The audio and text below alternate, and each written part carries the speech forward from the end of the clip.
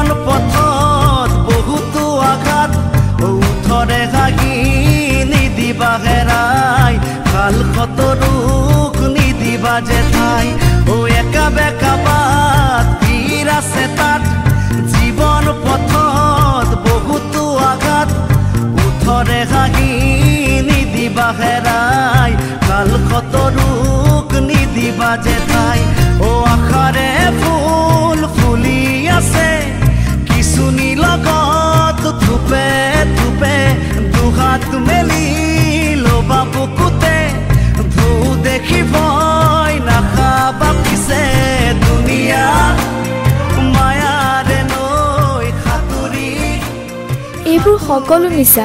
আসলতে